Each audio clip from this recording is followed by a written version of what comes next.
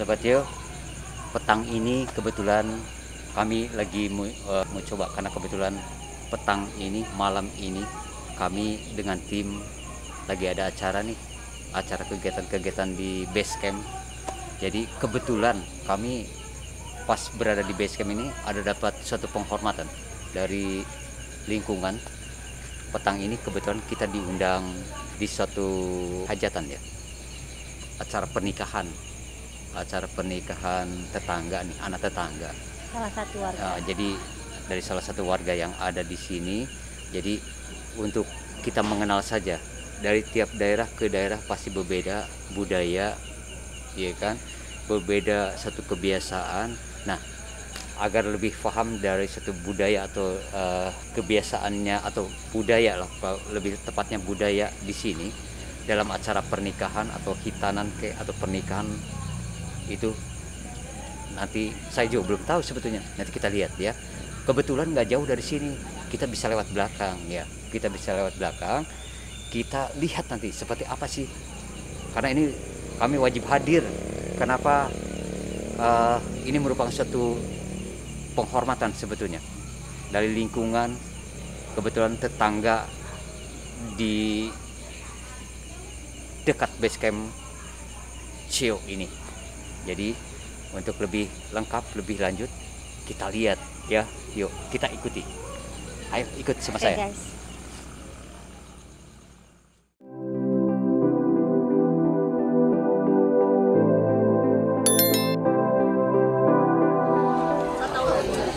Ada pengantennya, kita lihat ada pengantennya. Ini sobat, ini pengantennya. Ya, ini Muhammad Falak. Begini kegiatan-kegiatan yang ada di lingkungan, ya. Itu tadi tentang cerita budaya. Jadi biar sebagai studi banding, tiap daerah itu berbeda pasti. Ini biasanya seperti ini, ya. Kita ikuti yuk, kita lihat. Ini pengantennya, sobat. Ini pengantin. Kita lihat, yuk.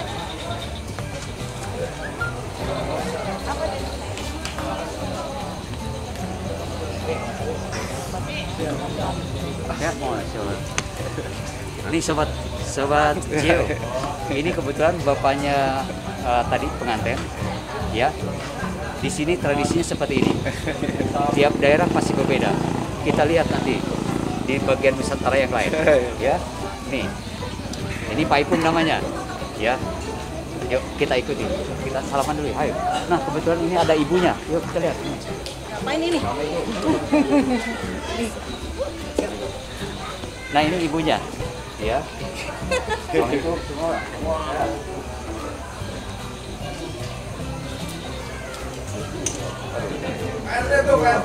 Ini lihat sobat, ini Pak RT-nya. Kita lihat. Satu kehormatan buat kami semua ada di sini, ya. Assalamualaikum. Ini RT 2-nya ini. Oh, ini Pak RT 2. Dan kebetulan ini ada salah seorang anak dari sesepuh di sini, Kak Kiai Hendak. Assalamualaikum.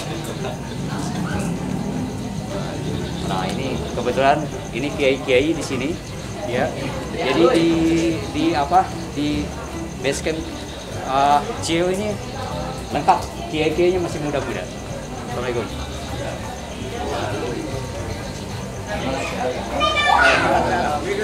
Ya.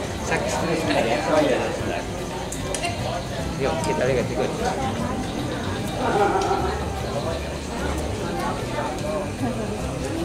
Mana bapak pengantinnya? Yuk ke sini. Ayo. Ini saya mau sekalian ngobrol-ngobrol nih.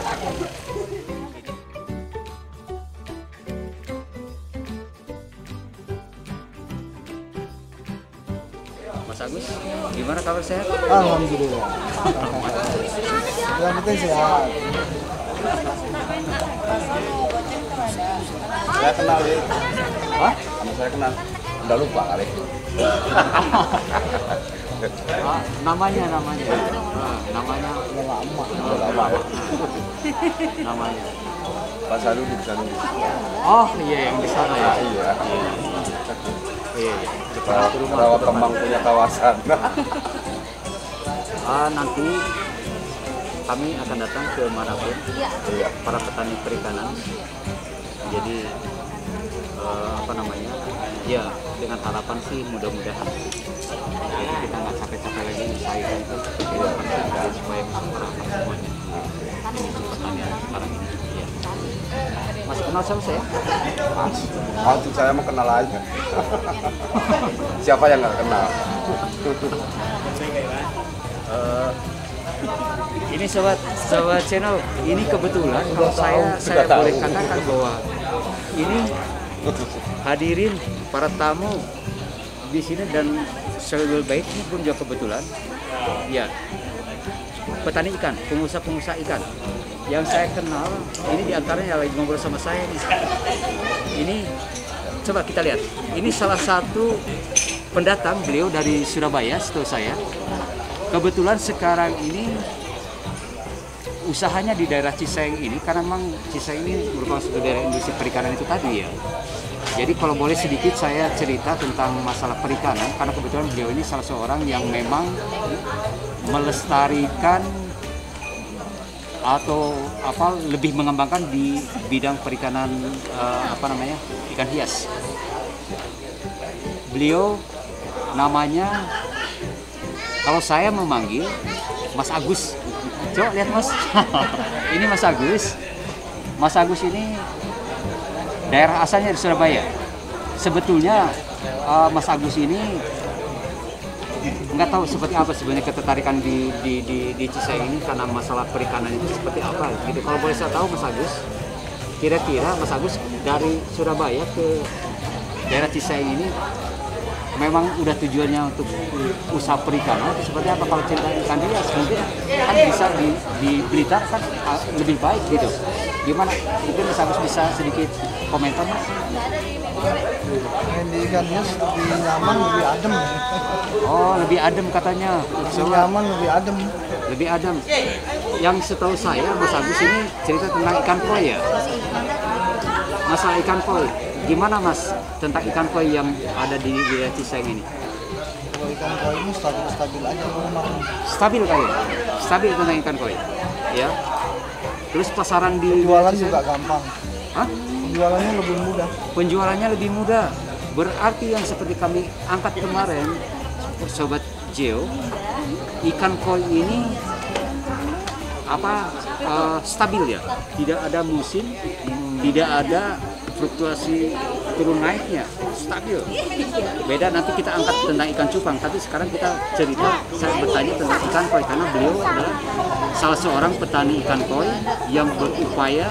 Udah berapa lama Mas? 9 tahun. 9 tahun, sobat, luar biasa. Tingkat keberhasilannya kalau saya lihat dari barometernya, dari badannya, tambah gede perutnya. Berarti subur tentang usaha ikan koi. Ya, tentang ikan koi. Sebelahnya saya kenal namanya Hasanuddin, Pak Hasanuddin. Beliau ini ikan hias juga. Ikan hias apa ya? Koi juga? Sama koki. Oh, koki. Nanti kita angkat tentang koki ya. Ini kita cari sumber formasinya, kebetulan ada di beliau. Formasinya tentang ikan koki. Tapi saya akan bertanya sekarang secara umum saja. Pak Hasanuddin, kalau perikanan di Cisaeng ini gimana prospek ke depannya? Tentang ikan hias ya tentunya. Ikan hias.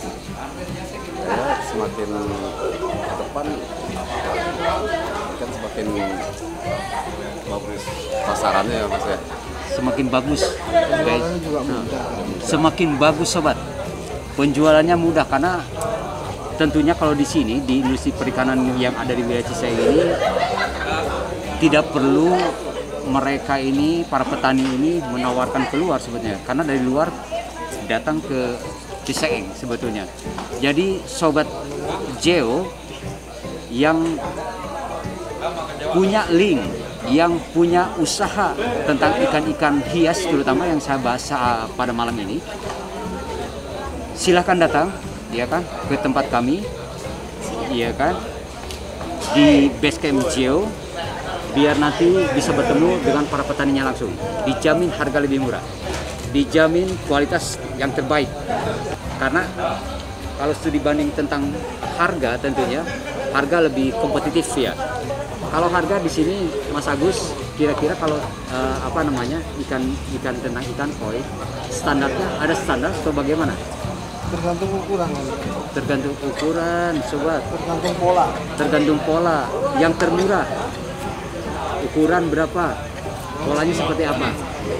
Ya yang penting bagus pasti agak mahal harganya. Berapa kira-kira harga yang termahal? Tergantung ukuran. Ukurannya berapa yang biasa dijual? Kalau ukuran 20 sampai 25 cm ya sekitar 30.000. 30.000, sobat. Ya, ini sebagai satu catatan barometer, nanti kita ke lapangan. Ini kegiatan kekompakan masyarakat ini luar biasa. Jadi kalau boleh saya sampaikan, inilah kegiatan satu kebersamaan para petani ikan ini yang sungguh sangat solid dalam satu kekompakan dan satu urusan apapun sebetulnya. Jadi kalau nanti kalau saya sampaikan nanti ternyata nanti apa namanya dari kebetulan Pak Ipung yang saya berbait itu juga kebetulan beliau adalah salah seorang petani ikan pengusaha ikan-ikan konsumsi, ikan-ikan hias, dan tentunya nanti kami akan gali ke Pak Ipung tentang ikan fatin ya. Tapi kalau sekarang bukan waktunya kita untuk bercerita masalah itu. Sekarang silaturahim kami, dan kebetulan kenapa saya bercerita masalah ikan sekarang? Ini kebetulan mayoritas saya katakan ini adalah mayoritas para petani ikan. Ya, begini kehidupan ketika mereka bersatu, kompak, solid, kebersamaan. Jadi sobat Geo, jikalau sobat dimanapun berada di Nusantara ini, kalau ingin mencari ikan-ikan pilihan dari mulai jenis-jenis ikan hias dan sebagainya macam, ikan-ikan konsumsi dan segala macamnya, ini mereka lah para pengusahanya, ya. Nah sekarang kita menuju ke ada para sepuh di sini, terutama saya datangi Pak RT dulu. Yuk kita lihat Pak RT. Saya tinggal dulu.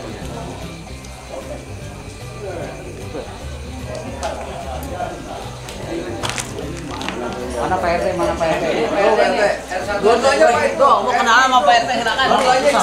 Astagfirullahaladzim. RT 1, RT 2. Ini sobat Jos. Ini kebetulan yang saya pegang dua-duanya ini adalah RT. Ini RT di base camp, ya kan? RT di base camp Geo. Namanya Pak RT? Pak RT Rais, keren. Se-Indonesia biar tahu ini Pak RT Rais. Ini Pak RT berapa kita?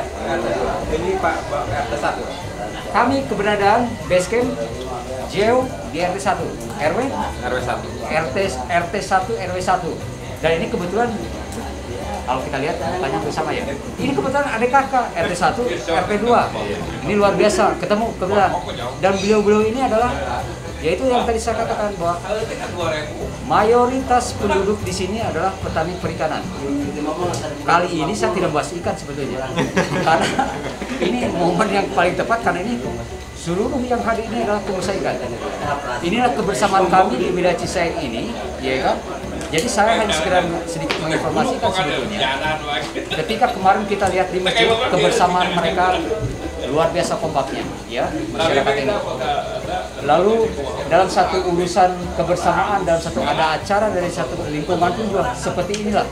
Mereka saling bahu-membahu, saling mendukung. Dan tentunya yang paling utama kami sampaikan sedikit informasi, kemungkinan ini mungkin bisa mengenal wajah-wajah di antara penduduk yang ada di sini. Ini mayoritas pengusaha ikan. Nanti kami akan datang satu persatu atau mungkin ada kelompok di sini yang akan kita tukil tentang usaha perikanannya. Jadi saya sekarang ini kebetulan suatu kehormatan buat kami dari apa namanya dari base camp Geo diundang, suatu kehormatan bisa ketemu dengan semuanya, Suhan. Dan ini diantaranya karena ada Pak RT-nya, kebetulan Pak RT belum datang, ya. Jadi saya perkenalkan. Nanti sobat-sobat se-Indonesia yang mau datang ke Cisaeng ini, keberadaan kami ada di wilayah beliau, ya. Jadi bisa untuk sumber informasi apapun silakan. Ya, jadi kira-kira seperti ini ya kegiatan-kegiatan yang ada. Ya. Ini ada lagi, kalau saya melihat, ini ada satu tokoh juga di sini. Ini wakil RW. Beliau saya kenal bahwa beliau adalah merupakan salah seorang dari pengurus wilayah. Ya, mudah-mudahan nanti ketika Sobat Geo mampir ke channel, mampir ke Basecamp untuk hal itu, mudah-mudahan kita bisa mengenal beliau. Karena kebetulan beliau pun juga itu yang tadi saya sampaikan. Beliau adalah pengusaha atau petani di dunia perikanan. Ini semua perikanan setahu saya. Ya, nanti kita akan datangi di mana tempat-tempatnya, empangnya. Kita gerbek nanti di mana empangnya. Kita ambil ikannya. Kebetulan pertetanggaan ya Bang. Jadi seperti itu ya, kira-kira seperti itu. Jadi nanti kita akan bahas di sejarah Patung Lele, ya. Dan ini yang menyangkut keseluruhan. Mudah-mudahan harapan kami, siapapun abdi negara, siapapun yang menjadi negara, kami mohon perhatian, kekompakan daripada masyarakat yang ada di lingkungan Ciseeng ini, khususnya Kampung Babakan ini sudah kami sajikan di video-video yang lalu. Kami hanya ingin suatu perhatiannya buat pemerintah, baik pemerintah daerah maupun pemerintah pusat, yang ada relevansinya dengan dunia kewirausahaan, dunia usaha, dunia perikanan. Kami berharap uluran tangan dari negara untuk hal itu, melihat turun ke bawah untuk bisa Betul. makmur dalam satu daerah ini, ya. Sobat channel Geo, kita nantikan di episode berikut akan saya bahas dengan perhimpunan ini. Ini kami hanya sekedar memperkenalkan saja, sedikit informasi saja. Dan kebetulan alhamdulillah sekali lagi suatu kehormatan kami diundang, dan satu kehormatan kami bisa ketemu dengan para tokoh yang ada. Sampai nanti di kegiatan yang lain, kita lihat kegiatan yang lain. Karena sekarang saya mau permisi juga, ya. Yang terpenting inilah wajah Ciseeng.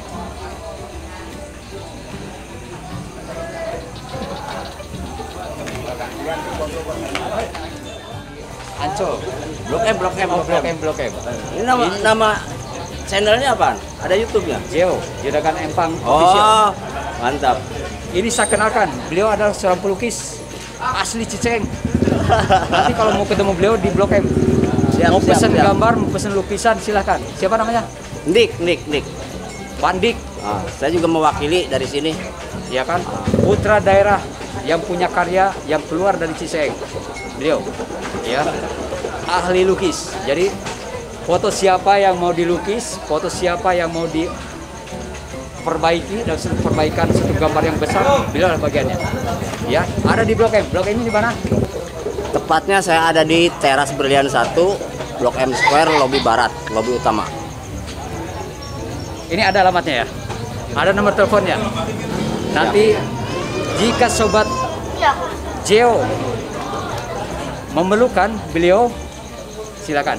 Deskripsinya sudah cukup jelas. Atau mau datang ke lokasi di Blok M, silakan. Atau Barangkali mau buka YouTube juga, insya Allah ada. siap. Pelukis Blok M. Di pelukis Blok M ada Pandik namanya. Ya. Ya. Inilah kebetulan pas ketemu. Ya. Terima kasih Pandik. Sama-sama. Ya. Tuh.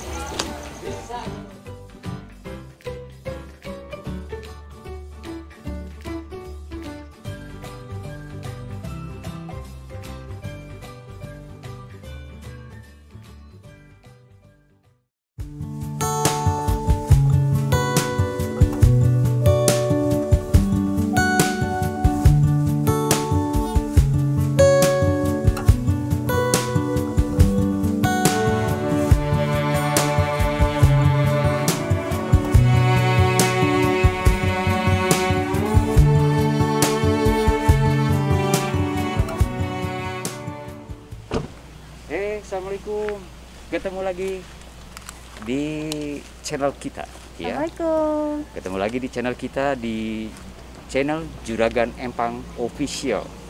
Kali ini saya menuju ke satu tempat ini. Kalau kita lihat ada masjid ya. Masjid ini kebetulan saya sedikit informasikan. Masjid ini dibangun atas sumbangan dari Saudi. Hanya bentuknya seperti ini saja, sumbangan ini. Tapi kan ternyata nggak cukup begitu saja, hanya sekedar seperti itu. Nah, ada sesuatu yang sehingga kami tergerak hati. Kami tergerak hati datang ke sini itu untuk sedikit bercerita sebagai bahan informasi juga. Karena kalau kita nanti lihat, kita sedang membangun ke sana ya. Itu sumbangan dari perhimpunan para petani yang ada. Ini menarik untuk kita kupas. Bagaimana sih tentang dunia perikanan, lalu hasilnya bagaimana, larinya kan kemana, nanti kita lihat di sana ya. Ada sesuatu yang cukup menarik sebetulnya. Hal ini sebagai bahan inspirasi buat kita semua. Jadi sahabat channel Juragan Empang, dimanapun berada di Nusantara ini, mudah-mudahan apa yang kami bahas dalam episode kali ini, apa yang kami kupas dalam acara ini, mudah-mudahan sebagai bahan inspirasi buat umat di Nusantara ini. Dimanapun kita berada, kita ambil tauladannya, kita ambil manfaatnya, kita ambil ilmunya. Harus seperti apa untuk bisa mengembangkan satu daerah yang notabene daerah ini saya kupas di daerah perikanan. Ya, untuk lebih lengkap dan lebih jelas, dan mungkin nanti saya akan ketemu seorang tokoh di sini. Ada beberapa tokoh yang harus kita temui, ya kan? Kita minta tahu, minta penjelasan, minta ceritanya seperti apa sih yang sampai terjadi seperti ini. Mulai dari ini tanah wakaf penduduk, lalu bisa ada masjid sebesar ini dari hasil ikan yang kita sajikan kemarin. Nah, untuk lebih lengkapnya, yuk kita lihat, ya, yuk kita lihat. Nih, ada kebetulan beliau. Assalamualaikum. Waalaikumsalam. Ini Pak RW nih di sini. Assalamualaikum. Oh, ketemu lagi, sobat. Ini Pak Adeng yang kemarin, ya, yang di ikan Memphis. Ada di sini kebetulan. Maka kita tanya-tanya untuk hari ini. Pak, saya ini kebetulan pas ke sini tadi dari perikanan, dari area perikanan. Saya pengen ketemu Bapak sebetulnya sebagai tokoh dalam dunia ini ya, dunia perikanan ini. Jadi saya tertarik banget. Kebetulan sobat dari pemirsa Juragan Empang channel di kami ini, di Juragan Empang Official ini, banyak ingin tahu untuk apa namanya, belajar untuk menggali bagaimana sih di dunia tentang perikanan. Tadi saya sampaikan sama menyapa awal daripada pemirsa, sehingga ada terjadi masjid seperti ini gitu kan. Jadi saya dengan tim ini ingin banyak tahu tentang dunia itu sebelum nanti saya melihat satu kegiatan-kegiatan yang ada di sini. Dan ini juga saya ingin tahu juga tentang kegiatan yang ada di sini itu, ini dari mana sih biaya untuk perluasan masjid ini, terus bagaimana dan sebagainya. Mungkin nanti saya akan tanyakan, tapi yang saya akan lebih tanyakan dulu ini sebagai bahan inspirasi saja buat seluruh rakyat di Indonesia ini tentang ikan ini Pak, tentang patung lele ini. Gimana sih ceritanya tuh, gimana Pak sampai terjadi ada patung lele sehingga se-Indonesia tahu bahwa patung lele ini ada di daerah sini, ada di daerah Ciseeng. Jadi mudah-mudahan sebagai bahan inspirasi juga untuk daerah lain untuk bisa mengikuti toladan yang untuk itu. Gimana ceritanya tentang patung lele ini? Ini habis kilas ya. Saat itu memang penduduk desa Babakan khususnya wilayah Kokosenan itu mayoritas petani padi ya Pak. Saat itu beralihlah mulai tahun 80-an sampai 85 sampai 2000, hampir mayoritas mungkin 90% udah beralih ke perikanan dari ikan lele dumbo total. Nah saya itu kan yang potensi saat itu masih pengairan cukup bagus gitu ya, kemudian mungkin keasaman tanah masih bagus, katakanlah untuk penilaian tingkat kabupaten. Akhirnya ikut lomba. Saya itu sebenarnya ada wacana waktu kami dengan dinas perikanan dengan pemerintah daerah bahwa itu akan diberikan, kalau sampai juara nasional akan diberikan kenang-kenangan gitu ya. Dulu ada wacana, ada gurame, ya ada ikan emas. Ternyata kita juara pembenihan budidaya, apa namanya, imperak waktu itu Pak ya, tingkat nasional. Akhirnya dibikin kenang-kenangan itu. Oh, ada sertifikatnya ternyata, ada kenang-kenangan dari satu prestasi tadi. Kalau nggak salah di sekretaris Ubay ya. Oh, jadi itu. Sehingga atas penghargaan pemerintah itu, sehingga untuk daerah Babakan ini dibuatlah satu prestasi gitu, prestasi ya. tentang patung itu dari satu prestasi itu ya. Karena memang kawasannya minopolitannya lele, Wi. Oh, minapolitannya ikan lele katanya di daerah Ciseng ini. Jadi dikhususkan untuk tentang ikan lele itu tadi.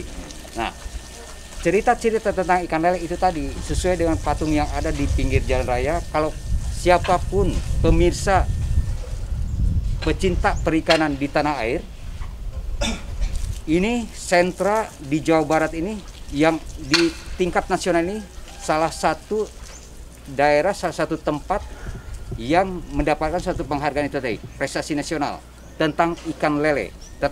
Kita tertarik tentang ikan lele. Saya yakin, kami yakin, seluruh pemirsa yang ada yang melihat di channel ini, kami yakin pasti akan tertarik tentang ikan lele. Siapa sih yang nggak pernah merasakan ikan lele? Untuk itu kita ingin lebih banyak tahu tentang ikan lele. Pak, bisa jelaskan tentang ikan lele ini, Pak? Bagaimana, Pak? Kami dengar, seluruh pemirsa juga dengar bahwa ikan lele itu ada ikan lele sampuriang. Ada berapa jenis sih sebetulnya ikan lele ini? Terus yang dikonsumsi biasa di pecel lele atau di restoran-restoran itu ikan lele seperti apa? Usianya berapa lama dari mulai pembibitan sampai dikonsumsi itu?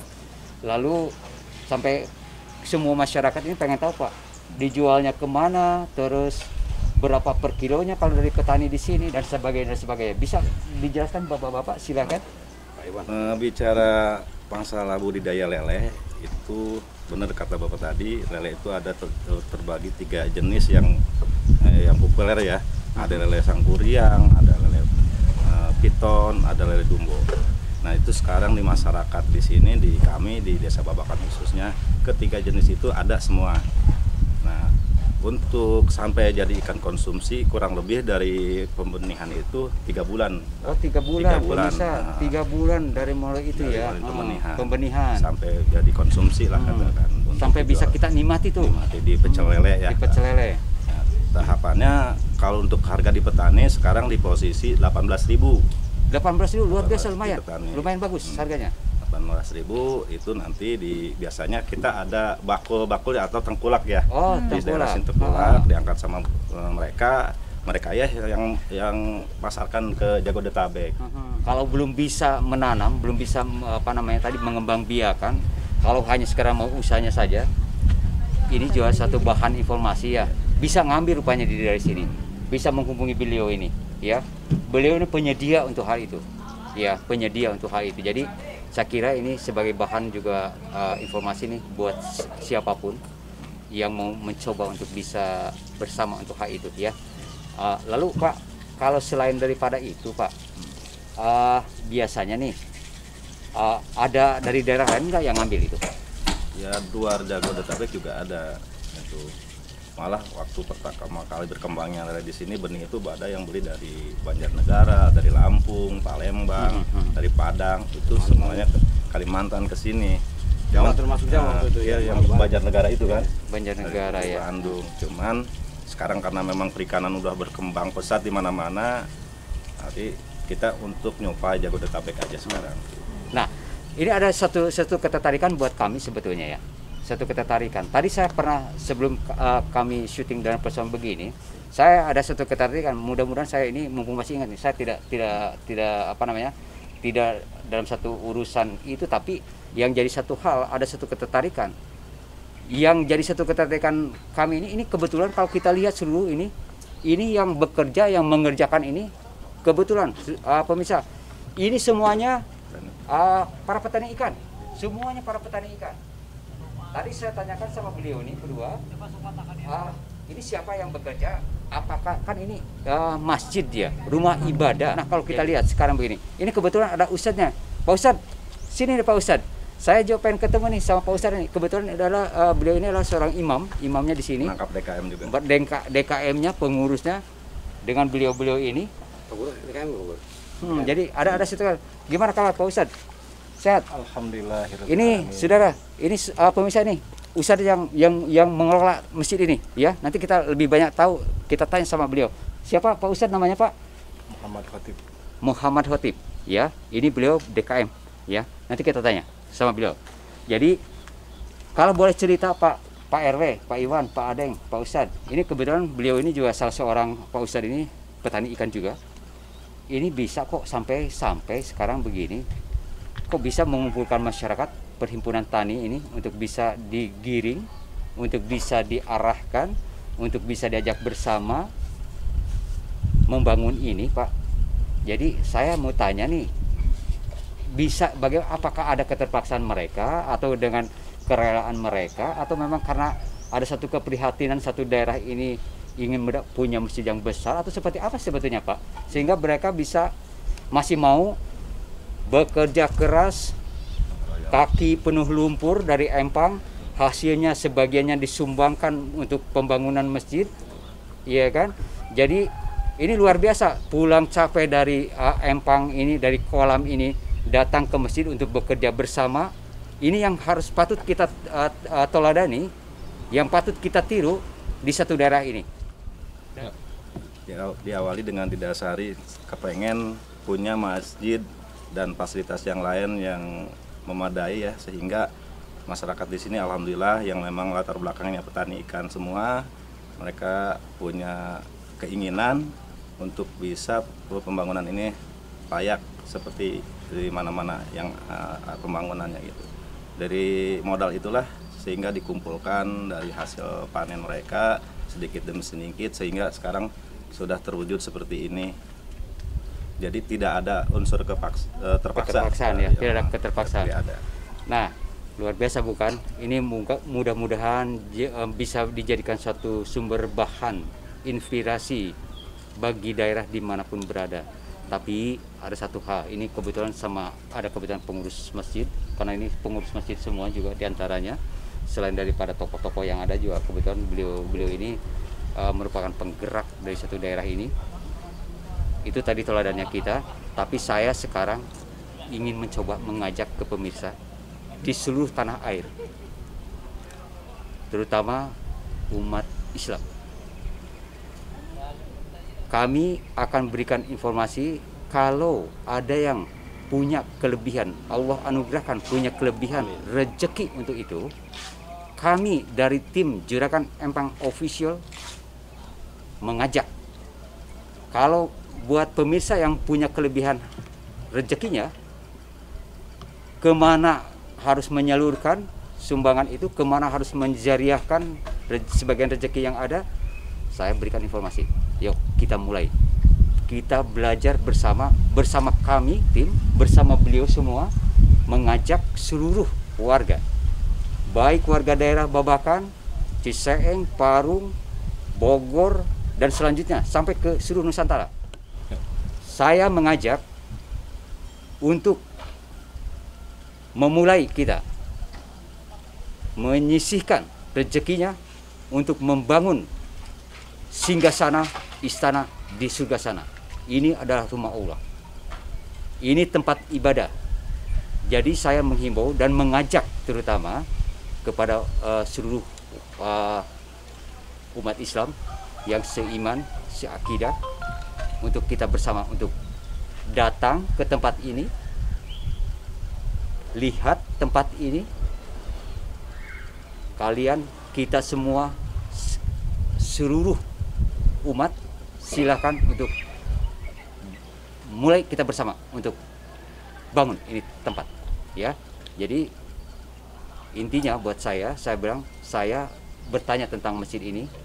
Kalau melihat dari satu perjalanan, itu yang tadi saya gambarkan bahwa para petani ikan ini pagi subuh itu udah keluar, setelah sholat subuh itu udah keluar, mengurus ikan, masuk ke empang, merawat ikan dengan waktu cukup, hasilnya pulang kerja capek, datang ke masjid membantu satu pembangunan yang ada, karena tidak ada biaya dari manapun kecuali gotong royong masyarakat ini tadi. Tapi secapek apapun, mereka masih selain menyisihkan rezekinya, mereka pun ternyata masih mau membantu itu. Nah, kita semua yang punya kelebihan, masa sih gitu, ya? Masa tidak tergerak hati? Bagi saudara seiman, sekarang saya mengajak untuk kita berlomba mencari satu kebajikan, menanam rezeki kita di rumah Allah ini. Buat pemirsa di seluruh tanah air, yang ingin berbagi, silahkan datang ke tempat ini. Alamat sesuai deskripsi yang ada kami cantumkan untuk melihat langsung, untuk memberikan langsung atau melalui donasi yang dipersiapkan itu untuk melalui karena tidak sempat datang ke sini, silahkan. Alamat, nomor handphone dan nomor rekening perbankannya sudah kami siapkan. Silahkan, tapi akan lebih afdol lagi kalau datang ke sini, ini para pengurus yang ada. Silakan hubungi, silakan untuk bersama, ya. Dan nanti kita coba nanti ke daerah lain lagi untuk mencari lagi tentang perjalanan di tiap daerah yang seperti ini.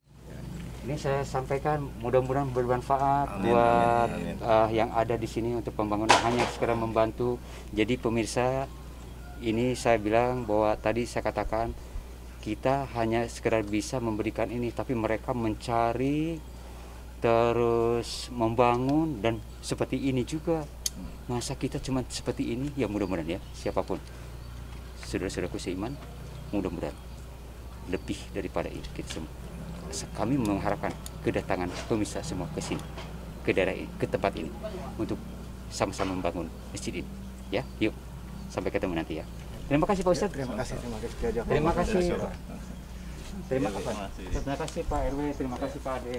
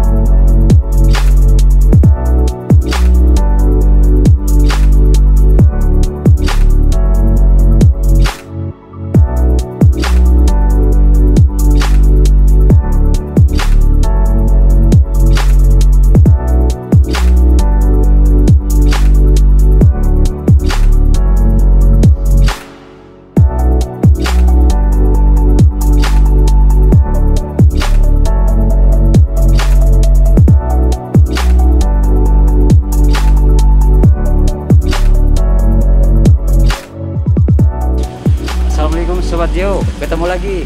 Kali ini saya akan bawa sobat, akan ajak sobat ya untuk berkunjung ke ada di sini Yayasan Al-Bashir ya. Yayasan Al-Bashir di sini tertera nomor statistik Dinia Takmiliyah NSDT 3112320100441, nomor teleponnya 085782237133. Kali ini saya mau berkunjung. Ini daerah Rumpin. Ini tepatnya di daerah Pasar Nyuncung, Rumpin. Jadi dari base camp Geo nggak begitu jauh. Ini silaturahim, ya. Kita untuk silaturahim ke para kiai, para ulama. Kita berkunjung kepada alim di sini, ya. Saya akan ajak Sobat Geo untuk kita kunjungan, ya. Ingin tahu bagaimana, ingin tahu seperti apa di dalam majelis ini? Yuk kita lihat. Assalamualaikum. Waalaikumsalam warahmatullahi wabarakatuh. Sehat, Nah, Sobat Geo, ini saya perkenalkan dari pertama ini. Beliau pimpinan Al-Bashir, Ustadz Mansur Ahmad. Tepatnya ini Al-Bashir ini lokasinya ada di Kampung Gunung Nyungcung, seperti yang tertera di papan itu tadi. Ini beliau seluruh staf dari pondok ini, ya. Untuk lebih mengenal, lebih ingin tahu lagi, lebih jelas lagi apa sih tentang Al-Bashir ini, ya. mengajarkan satu ilmu agama seperti apa Al-Bashir. Ya, biar Sobat Geo seluruh tahu. Dengan harapan mohon tanya nanti di kolom komentar dan sebagainya untuk lebih mengenal lebih dekat ya tentang Al-Bashir ini. Ya, untuk lebih detailnya kita tanya pimpinannya. Pimpinan sekaligus yang punya pondok ini. Dan ini para staf yang ada, para pengelola dari Al-Bashir, ya kan. Untuk lebih jauh kita pengen ngajak Pak Ustadznya, Pak Ustadz ini Ustadz semua nih, Pak Bapak Ustadz semua ya. Kita ingin tahu lebih jelas. Ini Pak Ustadz Ahmad tadi, Pak Ustadz Mansur Ahmad. Ini Pak Ustadz Panji. Ini Pak Ustadz Pepen. Ini pengawal luar biasa. Beliau adalah Ustadz juga. Ini semua para staf pengelola yang ada ya. Untuk lebih detail, yuk kita lihat. Yuk kita ngobrol-ngobrol, kita rehat. Yuk.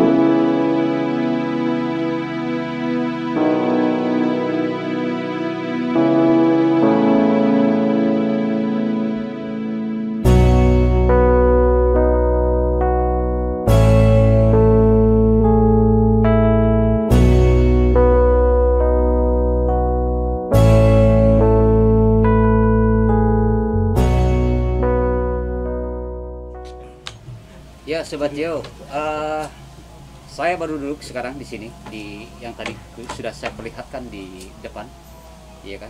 Ini di daerah Nyuncung, Rumpin, ada salah satu majelis taklim. Saya tertarik datang ke sini. Kenapa tertarik? Ini dalam satu suasana ya. Kajian ilmu dalam suatu suasana seperti ini buat saya mungkin sesuatu yang menarik, sehingga saya tergerak untuk datang ke Majelis Al-Bashir. Kalau saya boleh perkenalkan sekarang, kebetulan saya sekarang udah duduk bareng-bareng sama para pengurus yang ada. Di samping saya yang tadi saya sampaikan bahwa beliau adalah salah seorang pimpinannya atau yang ownernya atau pengelolanya atau yang punyanya. Namanya cukup panjang, Bapak Kiai Haji siapa? Mansur Ahmad. Tapi saya lebih senang saya manggil karena nama kecil beliau ini, nama akrabnya di sini A.A. Mbad. Jadi kalau dipanggil singkat saja A. Mbad.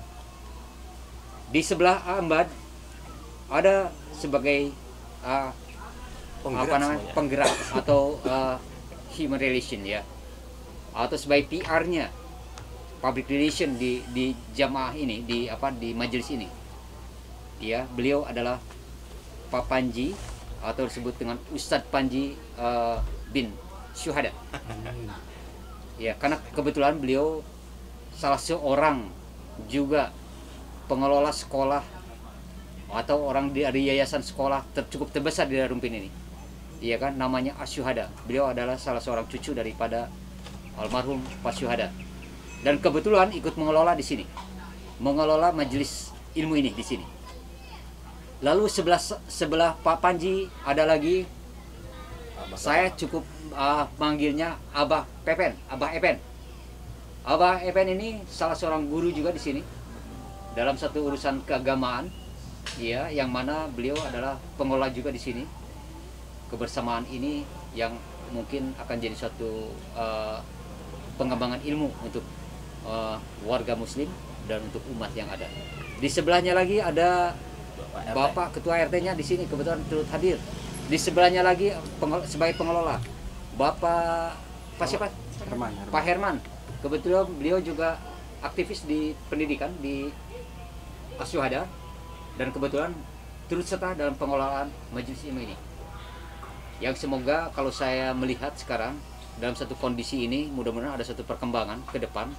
Ini kalau saya melihat di sini belum terjamah kali ya sama umat muslim dimanapun berada. Tapi saya hanya sekedar informasi bahwa mudah-mudahan kepada kaum muslimin, muslimat dimanapun berada, jikalau ingin berkunjung untuk menenangkan pikiran, untuk share masalah keilmuan, untuk belajar keilmuan atau untuk berbagi ilmu, silakan datang ke Al-Bashir ini, majelis ilmu di sini, yang notabene tempatnya dari bambu-bambu seperti ini, cukup nyaman, adem banget, iya kan? Jadi ya alhamdulillah, saya sekarang mau ngobrol dulu nih sama Ambad nih. Ambad, kalau boleh saya tahu ini biar informasinya juga biar masyarakat di daerah Nyuncung Rumpin ini juga biar tahu bahwa di sini ada majelis ya, majelis ilmu. Ambad, ini tepatnya alamat ini apa namanya? Kampung Gunung Nyungcung, Desa Kampung Sawah, RT 4, RW 1, Kecamatan Rumpin. Oh, di Rumpin ini ya. Itu yang tadi saya disampaikan. Ambad ini sebagai pengajar juga di sini ya, selain pengelola ya, sebagai kiainya di sini ya, tentunya. Ambad, kalau boleh saya tahu, dalam suasana seperti ini, ya kan, pembelajaran apa sih untuk umat ini sebetulnya yang diajarkan untuk umat ini, terus bagaimana pembelajarannya, terus untuk kalangan apa saja, untuk tingkatan apa sebetulnya pembelajaran tentang majelis yang di majelis ini, apa yang diajarkan juga, bisa dijelaskan Pak Ambad?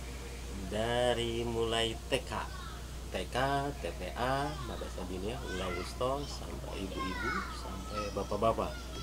Nah, kalau dari sistem pembelajaran kita lihat kemampuan. Kita berbeda dari yang lain. Kalau yang lain kan lihat umur, kayak sekolah gitu kan. Kalau mau sekian dia harus masuk sekian.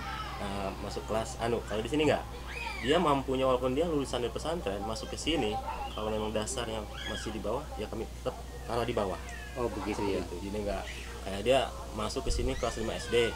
Nah, ternyata pelajarannya di sini TPA, ya tetap masuk TPA. Berapa lama nih pendidikan di sini? Di sini jenjangnya kayaknya nggak jauh berbeda sama yang lain. Oh, nggak jauh berbeda ya. Jadi, terus kalau boleh ada tambahan, mungkin Pak Ustadz Panji mungkin bisa menambahkan suatu hal yang memang kira-kira untuk bisa menunjang satu pertanyaan atau informasi yang diberikan informasi buat masyarakat di luar sana. Silakan Pak. Ya, pada intinya tujuan diadakannya tempat atau majelis ilmu ini adalah intinya prioritas itu untuk masyarakat sekitar. Artinya bahwa kita yang yang merasa hidup kan semuanya harus merasakan hidup itu perlu bimbingan, dan kita tidak pernah muluk-muluk go internasional, bahkan mungkin go nasional atau bahkan internasional, tapi prioritas kan kalau di agama itu yang terdekat dulu gitu. Oh, kan? begitu. Tetangga, masyarakat lokal itu yang lebih utama. Adapun dalam konteks ke depan go public itu lain hal ya. Oh, gitu. Tapi kalau boleh saya tanyakan, ini bersifat yayasan atau perorangan atau seperti apa sih sebetulnya? Lalu tujuannya kemana? Arahnya kemana? Maksudnya akan dijadikan satu pondok pesantren atau memang seperti apa yang nanti jadi satu institusi atau seperti apa? Dasarnya untuk yayasan itu kami menyelamatkan aja, karena mungkin suatu saat bakal ada peraturan lembaga pendidikan yang tidak terdaftar itu dianggap ilegal. Makanya kami daftarkanlah dari Kemenag sampai ke Kemenhumkam. Kami sudah punya izin operasional dari mereka, dan itu kami hanya untuk data aja, artinya kami diakui loh, itu aja, nggak buat yang macam-macam. Kami punya KTP, diakui negara, diakui menteri, artinya diakui Kemenag, semuanya mereka mengakui, itu aja. Jadi untuk mengamankan. Oh gitu. Kalau lalu untuk pembelajaran ini tentunya kalau saya melihat ya kan dibutuhkannya untuk menunjang sarana dan prasarana yang ada ini, tentunya itu kan perlu sarana penunjang ya. Di antaranya materi yang ada. Materi itu berupa materi fisik ya. Untuk perubahan, perkembangan dan sebagainya. Lalu kalau boleh saya tanyakan sekarang, pendapatannya dari mana? Bayar atau seperti apa di sini kalau orang belajar ilmu? Yang belajar semua di sini semuanya free, Gratis. semuanya, gratis. Terkecuali mungkin ada hal-hal kayak tahunan itu kita acara samanan itu semua naik panggung. Biasalah kalau anak belajar pidato segala macam itu butuh dana yang gede, bisa 12, 17, 20 juta. Nah, kami tidak bisa menghandle, hanya kami rembukan sama wali murid, monggo mau patungan berapa. Nah, mereka sanggupnya berapa ya kita kelola, udah gitu aja. Begitu ya. Tapi untuk yang lainnya kami gratis. Jadi pemirsa Geo dimanapun berada, jikalau pemirsa memiliki suatu kelebihan dari materi atau rezeki dari yang dimiliki, ingin berbagi bersama di tempat-tempat ibadah, ini adalah salah satu tempat yang memang kalau saya melihat, mohon maaf saya katakan, masih membutuhkan penunjang, baik sarana maupun prasarananya yang ada. Tapi saya mau tanyakan dulu sama beliau ya, kalau boleh kami tahu Pak Ustadz atau Abad atau Ustadz Panji, ini jamaah ini sekarang di sini ada berapa banyak nih jamaah ini? Lalu variatif jamaah itu hanya untuk putra saja atau untuk ikhwan saja atau untuk putri atau untuk akhwat saja atau seperti apa sih sebetulnya? Dari TKA, TPA, MDes bisa putra sama putri. Terus untuk sebenarnya ada ibu-ibunya juga, ada bapak-bapaknya juga. Berapa banyak? Kalau boleh saya tahu, boleh kami tahu? Kalau data mungkin ya, kalau saya ngitung cuman paling kalau ngundang. Kalau ngundang paling 200 undangan untuk wali murid. Berarti sekitar ya segituan lah. Oh, jadi seperti itu. Karena memang kalau saya lihat kalau tadi saya tanyakan sama Ambad nih yang sebagai owner, sebagai yang punya tempat atau majelis ilmu ini. Saya tanyakan berapa luas sih sebetulnya ini? Ini katanya kurang lebih berapa? 1000-an. Lebih daripada 1000 meter. Dibangun seperti ini. Ya kan, dari bambu-bambu. Sepertinya kalau saya bilang, ya, bukan juga tidak mau permanen dan sebagainya, tapi indah selain daripada keindahan. Kenikmatan, kenyamanan itu juga memang ada. Pertama mungkin masalah biaya dalam satu pembangunan itu yang jelas. Dan saya melihat sekarang, kalau umat saja sudah ada di atas 200 orang, saya melihat, mohon maaf, ini kalau saya lihat belum ada sarana untuk toharoh, belum ada sarana untuk musolah dan sebagainya. Ini yang saya bilang bahwa sekarang saya mengetuk hati para sobat yang ada dimanapun di Nusantara ini. Jika sobat mau berbagi dalam rezeki yang ada, silakan, ya, datang atau sampaikan sebagian daripada rezeki untuk sebagai tabungan kita di akhir kiamat nanti, di akhirat nanti, di surga nanti. Mari berbagi bersama untuk hal itu ya. Jadi dimanapun, kepada siapapun, nanti nomor dan alamat, nomor telepon, silakan hubungi langsung beliau. Sudah kami cantumkan dalam satu deskripsi yang ada. Ya, jadi untuk hal itu. Dan jikalau juga untuk sobat dimanapun berada yang ingin menenangkan satu pemikiran, pikiran, keruwetan, atau ingin belajar ilmu atau menenangkan satu ketenangan saja, silakan datang ke daerah Nyuncung Rumpin ini tadi. Datang ke majelis, sudah disiapkan akomodasi ya Pak Ambad ya, Pak Ustadz ya, sudah disiapkan ya, sudah disiapkan ya, dari manapun seluruh Indonesia silakan datang untuk silaturahim, menenangkan pikiran, menenangkan hati, mungkin yang sedang dalam satu keruwetan, yang uangnya juga bingung menyimpannya juga silakan dititipkan di sini ya untuk hal itu. Jadi saya rasa ini sedikit informasi buat sobat dimanapun berada ya. Jadi untuk hal itu dan lain sebagainya, kalau saya lihat fasilitas pun juga ini sangat kurang. Ini kalau saya melihat ada kitabullah ya kan, berapa kitab Al-Quran yang ada di sini hanya seperti ini. Ini yang saya kira saya akan perlihatkan seperti ini. Dan saya katakan bukan saya merendahkan beliau, tapi inilah yang pedulinya kita sebagai umat ya, untuk berbagi di tempat-tempat yang memang wajibnya untuk kita berikan. Inilah tempatnya dan inilah sarana yang ada untuk 200 jamaah loh. Bayangkan itu hanya seperti ini. Sobat Jo tergerak, monggo silakan datang ya kan, untuk membantu apa yang bisa kita bantu, perbantukan untuk hal itu ya. Silakan datang ke Majelis Al-Ba'asyir seperti yang sudah kami sampaikan tadi di depan, dan deskripsinya juga sudah kami sampaikan ya. Untuk itu nanti kita kunjungan berikut ya kan, bagaimana kegiatan-kegiatan yang ada di sini, lalu bagaimana kegiatan-kegiatan yang ada di tempat lain. Saya akan selalu datang dimanapun sobat berada. Tunggu kedatangan kami.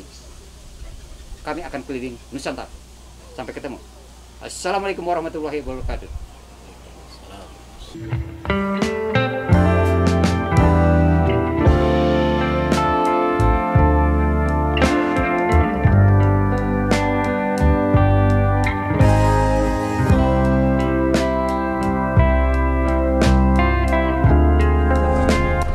Malam Jumat kita pengen tahu malam Jumat itu banyak di majelis itu banyak apa namanya jamaahnya seperti apa. Kalau lihat majelisnya sih lumayan, untuk 50 kapasitas 50 ya bisa masuk. Jadi kita pengen tahu aja sejauh mana apa namanya kegiatan-kegiatannya, berapa umatnya, seberapa banyak.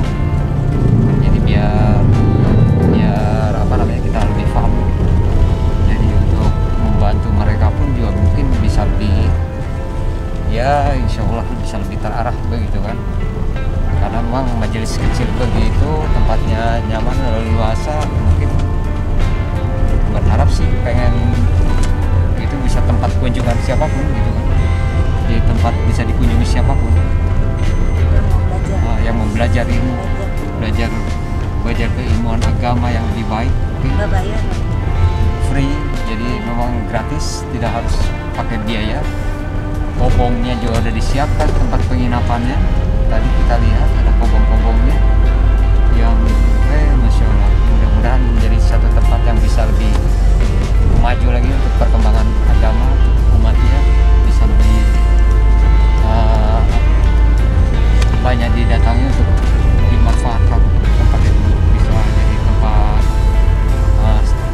menggali ilmu yang lebih baik tentunya. Jalannya nyaman, enak, suasananya nyaman, menuju ke majelis itu juga dengan satu kenyamanan, tenang pikiran. Jadi buat siapapun yang mau menenangkan pikiran sebetulnya, yang dalam satu kerewetan dengan satu problem-problem kehidupan di kota, mungkin datang ke tempat ini akan lebih nyaman sebetulnya, lebih menenangkan pikiran.